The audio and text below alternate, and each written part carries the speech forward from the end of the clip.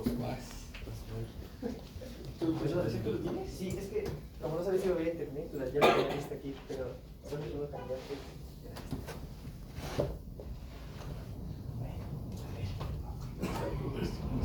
Gracias.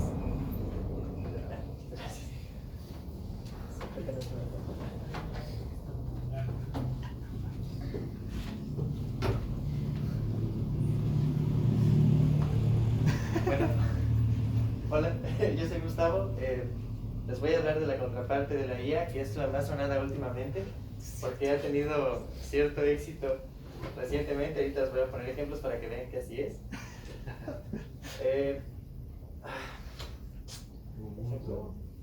Hay Ubuntu. Bueno, este es Geoff Hinton, es como un ídolo, ahorita vamos a ver quién fue, pero él dice que el cerebro cuando da seguridad no funciona a base de reglas o de hechos, o reglas que los rijan. De hecho, los sistemas simbólicos pues funcionan con reglas. Entonces tengo aquí algunas preguntas retóricas para que las tengan en mente durante la plática, y una de ellas es, ¿la mente está o solo es? Piénsenlo, no es tan tonto como suena, porque si está, ¿en dónde está? Y si es, ¿qué es? O ambas, ¿no? La segunda pregunta es, ¿la mente es un programa? Que es más o menos la misma pregunta de los simbólicos, ¿funciona con símbolos? Y la tercera pregunta es, ¿acaso el cerebro es el hardware de la mente? Eso implicaría que la mente está en el cerebro. Hay quienes dicen, sobre todo los filósofos, que la mente no está en ningún lado. Bueno, entonces en el área de las ciencias conectivas, la inteligencia artificial es un subcampo que a su vez tiene una perspectiva sobre la inteligencia que es el conexionismo. Ahorita vamos a ver de qué trata. Al mismo tiempo que la inteligencia artificial, una subárea son las neurociencias computacionales, que se parecen mucho al conexionismo en ciertas formas. Las neurociencias computacionales se tratan de hacer modelos computacionales para representar cómo funciona el cerebro a nivel neuronal, básicamente. El conexionismo se enfoca más en la cognición de alto nivel, es decir, no nos importa teóricamente, en un principio, digamos, cómo se conectan las neuronas entre sí. No le hemos puesto tanto detalle a eso, sigue siendo todo igual. Lo que nos importa es, por ejemplo, cómo una conexión completa alcanza a detectar un gato en una imagen, por decir eso, ¿no? Cómo alcanzamos a generar razonamiento. Claro que suena muy parecido, de hecho las dos áreas se conjuntan mucho, pero bueno, voy a explicar un poco la historia que nos va a ayudar también para ver de qué va todo esto. Bueno, en el 1943, en la Universidad de Chicago, estos dos personajes, Warren McCulloch y Walter Pitts, hicieron experimentos con neuronas y descubrieron dos cosas muy interesantes. Por ejemplo, para empezar, ya dieron un panorama mejor de cómo era una neurona, digamos, fisiológicamente hablando. De hecho, McCulloch no era computólogo, era un médico fisiólogo. Entonces, las neuronas tienen dendritas, que son puertos de entrada, y tienen axones, que son puertos de salida con los que se conectan a otras neuronas. Esa es, una de las cosas que descubrieron es que las neuronas por sí mismas pueden hacer cómputo de funciones lógicas como las compuertas AND. Por ejemplo, si metemos un 1 y un 1 y esa es la neurona, nos tiene que devolver un 1. Que todo funciona a través de electricidad por gradientes químicos. Es un proceso complicado, la verdad es que no soy experto y no quisiera intentar explicarlo. Si por ejemplo le metemos 1 y 0 y es la compuerta AND, pues nos va a devolver un 0. Entonces descubrió que las neuronas más simples tienen esta capacidad de cómputo lógico y matemático. La segunda cosa importante que descubrieron es que las neuronas tienen un cierto umbral para hacer un cómputo. Es decir, si por ejemplo a esta neurona yo le conecto una señal, pues ya empieza como que a subir un poco en el nivel eléctrico del umbral. Si le meto otra, sube un poquito más. Si le meto una más, hasta que le meto por ejemplo una cuarta, la neurona se dispara e inmediatamente ya se apagó. Digamos, ya vuelve a su estado de calma original nuevamente. Entonces tiene que llegar una cierta cantidad de señales para que la neurona dispare y ya se detiene. Y eso ya es bastante bien aceptado. Luego en los años 50, Frank Rosenblatt llegó con un concepto muy importante que se llama perceptrón. El perceptrón simplemente es un modelo matemático de cómo una neurona puede computar cosas. Básicamente, una neurona le vamos a meter varios datos de entrada que son las flechitas, que van a ser los valores A1, A2, A3 y A4. Cada flechita va a tener un componente propio que se llama peso. Entonces vamos a multiplicar cada entrada por un peso y vamos a sumarlo todo. Y nos va a dar esa pequeña ecuación, que como pueden ver es lineal, es como una simple ecuación de recta de 4 dimensiones, lo cual a muchos en la computación les da asco. La linealidad como no es muy deseable en modelos matemáticos computacionales. Entonces lo que hacemos es que toda esta ecuación le vamos a poner x y lo vamos a meter en una función que se va a llamar función de activación, que le va a agregar una no linealidad al sistema. vamos a ver ahorita de qué sirve, pero bueno, esta función f de x podría ser una función recta de identidad, es decir, que fuera f de x igual a x, o una función escalón, que fue la primera, de hecho, una función sigmoide, la tangente hiperbólica, esta se llama función ReLU, que es muy popular hoy en día, y, por ejemplo, una gaussiana. Hay un montón de funciones de activación posibles. Entonces, esencialmente lo que el perceptrón hace es hacer una partición entre objetos en un plano, o en este caso es el plano cartesiano. Tenemos dos grupos de datos que se pueden diferenciar porque sabemos que se diferencian, y lo que hace el perceptrón es marcar esa línea ahí o marcar estas dos para partirlos. Si tenemos más dimensiones, lo que hace es crear un plano. A partir de la tercera y a partir de más dimensiones ya no podemos graficar, pero se conoce como hiperplano. Esencialmente es lo único que hace. Bueno, si tenemos un conjunto de perceptrones, pues llegamos a la red neuronal. De aquí viene lo conexionista, creo que ya es obvio el nombre. Y una red neuronal lo que hace es que ya, en vez de hacer rectas, podemos hacer diferenciadores de datos no lineales muchísimo más complejos. Imagínense, esa es una elipse, imagínense, tal vez se acuerdan de geometría analítica de la prepa, ¿cuánto habría que tardarnos para encontrar la ecuación de elipse que marca esos puntos de adentro con los de afuera? Eso es muy difícil de hacer, pero una red neuronal aparentemente tiene la facilidad de hacerlo. Ya como, bueno, con un ejemplo un poco más aterrizado, pues si los puntos son perros grandes y perros pequeños, según su tamaño y su capacidad de domesticación, pues bueno, puede hacer una partición de qué característica tiene el animal. Ah, no manches. Bueno, hoy en día ha evolucionado tanto que podemos detectar autos y ¿cómo se llaman la gente que camina? Sí, la palabra, podemos detectar células cancerígenas en imágenes de sangre, por ejemplo, podemos detectar audio, podemos generar control automático para robots, podemos ganarle al mejor jugador de Go del mundo, podemos generar música, podemos generar estos rostros que son falsos, esas personas no existen. Y bueno, aquí está el problema. En 1969 llegó Marvin Minsky, que es como el compañero de trabajo tóxico que cuando sabe que estás recibiendo mucho dinero, decide, en vez de hablar contigo, decide publicar un libro con tu trabajo que se llama Perceptrons y echarte la vida a perder. Y causar lo que se conoce como primer invierno de la inteligencia artificial, porque mandó a volar todo lo que Rosenblatt estaba haciendo. Porque Rosenblatt no podía, con su perceptrón, no podía resolver el problema de la compuerta de XOR. No se podía hacer, o sea, no podía encontrar los pesos indicados de la red para que pudiéramos resolver un problema tan sencillo. Y pues la capacidad computacional de ese entonces pues era súper limitada, se imaginarán en los 50. Entonces aquí es donde comienza oficialmente esta guerra de simbolismo contra conexionismo, y aquí es donde viene el primer invierno. Los sistemas simbólicos progresan bastante. Sin embargo, seguía habiendo gente loca que seguía trabajando con esto. Entonces, por ejemplo, este japonés inventó una cosa que se llama Neocognitron en el 80. Esta es una red neuronal más grande, parecida a lo que conocemos hoy como Deep Learning, por decir, y hace una especie de semejanza a cómo funciona el córtex visual humano. Vamos a hablar un poco más adelante de esto. La cosa es que esta red es grande. ¿Cómo encontramos los pesos W que les mostré al principio? ¿Cómo sabemos? Porque si es más grande, más pesos hay y más difícil es. Aquí es como llega este señor que nos salvó a todos. Geoffrey Hinton se le ocurrió, junto con otros dos sujetos, encontrar el algoritmo de backpropagation. Tal vez ya muchos lo han escuchado, está de moda el nombre por ahí, que es una forma que usando minimización y usando descenso de gradiente y un poco de álgebra lineal podemos encontrar los pesos de la red a partir de cuánto se equivoca cuando tú le metes datos.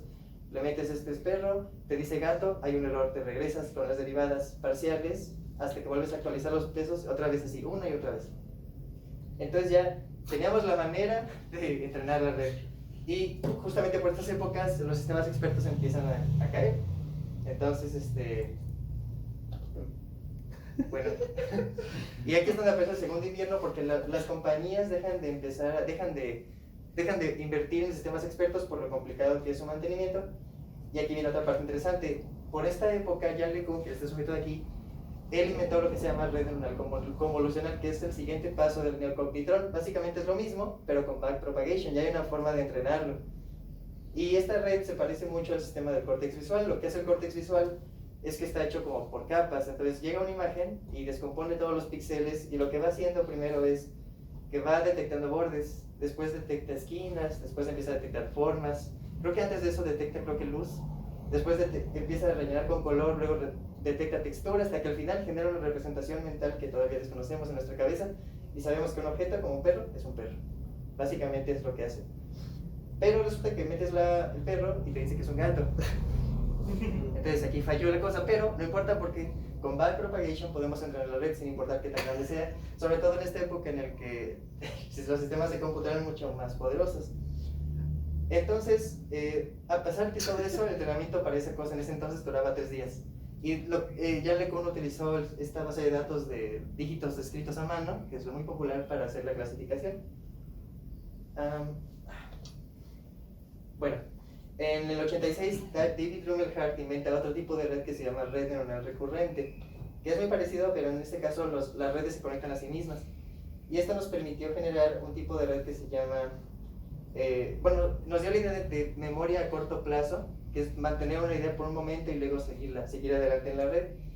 Eso se llama Long Short Term Memory, que es LSTM, muy populares porque Apple lo usa para Siri, Google lo usa para traducir lenguajes y para todo lo que tiene que ver con reconocimiento de audio, texto. Es excelente este tipo de red. Digamos que para este momento tenemos ya cubiertas unas partes de visión, unas partes del lenguaje natural. Luego Joshua Bengio es otra persona importante. Él, junto con su estudiante, que es Ian Goodfellow, inventan las redes neuronales generativas adversariales, que son las que más polémica han causado recientemente, porque son las que tienen que ver con los deepfakes. Y así es como funcionan. Tenemos 2 redes, una que es generativa y una que es discriminante. Entonces, digamos que a la discriminante se le ha entrenado para saber cuando una imagen es de un rostro. Y la generativa intenta generar un rostro, genera un montón de píxeles que teóricamente deberían ser un rostro. Y le dice a la otra que este es un rostro. La otra, como ya sabe lo que es un rostro, le va a corregir a la primera, a la generativa. Y le va a decir que no lo es. Entonces la generativa llora. Ah, qué mala suerte. Sí. Pero el chiste es que si se repite ese proceso tantas veces, llegamos a un rostro como estos. La generativa creó ese rostro, esa persona no existe. Es impresionante. Entonces es cuando la generativa se siente orgullosa porque logró generar un rostro falso. Y aquí les tengo otros ejemplos de rostros que tampoco existen. Estas son personas fake. Sí, lo conozco. ¿Ah, sí? Es mi mamá. Bueno, entonces como pueden ver, ustedes van a decir qué tiene que ver con inteligencia artificial. Lo que voy a mostrar a continuación es una opinión propia. ¿Será que esto es como que las computadoras imaginan? Piénsenlo un momento también, me dirán al final qué opinan. Es cierto. Bueno, en 2015 estos 3 sujetos publican un artículo en la revista Nature que se llama Deep Learning.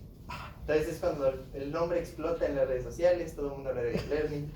Y de hecho les dan en 2018 el premio ACM Turing, que es el premio más importante para la gente del mundo de la computación. Y bueno, ya que acabamos con la historia, vamos a empezar a hablar un poco de qué tiene que ver esto con la mente y con la inteligencia. Esencialmente una red neuronal lo que hace es generar una función desconocida.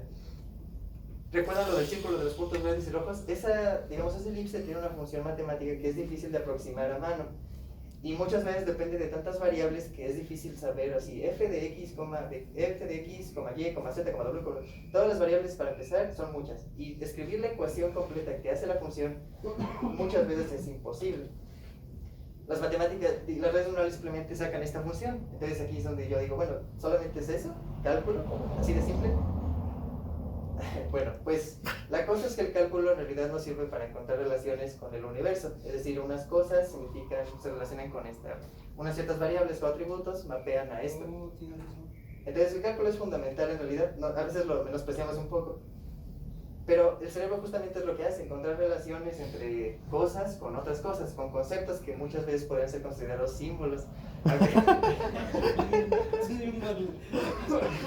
Entonces, el conexionismo se basa en que la cognición ocurre a través de un hardware que es un pedazo de carne babosa, que es nuestro cerebro. Si conectamos un montón de neuronas, generamos cognición. Sin embargo, una sola neurona no hace nada. Entonces, es complicado de aterrizar de forma más demostrable porque es la parte de que si tenemos mucho, pues tenemos algo, si tenemos poquito, no tenemos nada. Entonces la clave de la cognición es cómo representar cosas en una forma que el cerebro comprenda.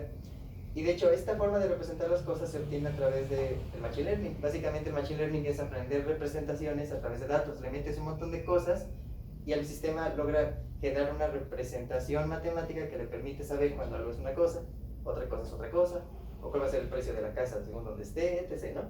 No me voy a meter mucho en Machine Learning, pero la premisa de el conexionismo es que un sistema simbólico lógico no es suficiente para representar todos los estados mentales que al menos un humano puede llegar a tener. Esa es la premisa del conexionismo. Las diferencias principales son estas. Los símbolos, el simbolismo es como si fuera programación de alto nivel, si se ponen a pensar. Es como programar en Python quizás. Mientras que el conexionismo es como programar en ensamblador, solo como una analogía, porque estás al bajo nivel. O sea, si tú conectas ciertas neuronas, vas a poder generar un programa, pero todo es a través de como si conectáramos cablecitos y con ciertas potencias eléctricas. Es el bajo nivel. Los símbolos funcionan como más con la semántica, es decir, lo que significan los símbolos y con reglas sintácticas.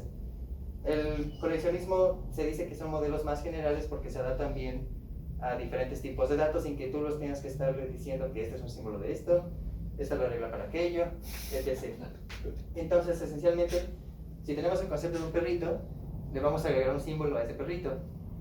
En el conexionismo no funciona así. La cosa es que el perrito se descompone y la red, de alguna forma que todavía no entendemos, va a generalizar el concepto del perrito. Pero si agarramos una neurona y sacamos su peso o su bias, no vamos a saber que ese bias significa el ojo del perrito, o la oreja, o la patita. Eso todavía estamos trabajando en eso. No yo, pero hay gente que está trabajando en eso ahora mismo. Y todo esto, esta parte de aquí se conoce como representación del conocimiento. Básicamente, ¿cómo representas algo? Pues con un símbolo es el simbolismo. Con una red neuronal puede ser el conexionismo. Ay, no sé si estuvo mal. Qué mala suerte. Bueno, Spoilers. sí, spoiler alert. Bueno, ahora sí la pregunta, ¿cuál es el bueno? Bueno, hay una cosa que se llama teoría de nivel, que nos dice que el simbolismo está en el nivel de hasta arriba y el conexionismo está en el nivel de hasta abajo. Es decir, en el conexionismo podemos hacer cosas muy buenas en percepción, en cosas que tienen que ver con la memoria, cosas que tienen que ver con el reconocimiento de patrones. En el simbolismo está toda la parte que tiene que ver con razonamiento abstracto, con el sentido común, quizás con la toma de decisiones. Pero que hay en el medio, estas son solo suposiciones mías, quizás en el medio está la creatividad, quizás esté las emociones, quizás esté la imaginación y probablemente estén los sentimientos, eso tampoco lo sabemos. Este personaje dice que cada uno se ocupa para las dos cosas, que el simbolismo es más lo que tiene que ver lo mismo con razonamiento abstracto y el conexionismo tiene que ver con percepción, porque con visión y ese tipo de aplicaciones lo ha hecho genial, ¿no? Entonces todo lo que tiene que ver con los sentidos, con la forma en la que detectamos el mundo y lo representamos en nuestra cabeza, podría ser solucionado fácilmente con el simbolismo. Marvin Minsky luego dijo que debemos funcionar ambos, entonces pues ya nadie lo entiende, ¿no? Entonces, queremos la versatilidad y expresividad de los símbolos, pero la porosidad y adaptabilidad de las redes neuronales. Entonces, si fusionamos ambos, teóricamente podremos llegar a lo que conocemos como inteligencia artificial general. Ejemplos de este tipo de paradigmas es, por ejemplo, DeepMind, que es de Google, está trabajando en una cosa que se llama máquina neuronal de Turing. La verdad es que todavía no tengo mucho conocimiento de qué es lo que hace, pero suena complejo, ¿no? Suena interesante. Y bueno, problemas que tenemos por resolver con el conexionismo, que hay que admitir que los hay, es que, bueno, como dije, esta red nos da una función, pero que es una función desconocida. No hay manera de construirla hasta ahora. No podemos encontrar esa f de x, y, z, etc. No hay razonamiento como tal y decimos que es una caja negra, porque si le decimos que si metemos datos y nos dice que el paciente tiene cáncer, que es el ejemplo clásico, el paciente generalmente preguntará por qué y la red no le va a poder decir la razón, simplemente le va a decir con por qué y con un nivel altísimo de seguridad, pero que qué tal si no o qué tal si sí. Entonces, bueno, otra cosa que tiene el problema del deep learning es que necesita un alto poder computacional, muchos servidores, cómputo distribuido. Además de que son sistemas que están hambrientos de datos. Si tienen muy poquitos datos y la red es muy grande, no va a ser suficiente para poder tunear todos los pesos de manera adecuada. Necesitamos millones de imágenes, millones de datos, muchas columnas, etc.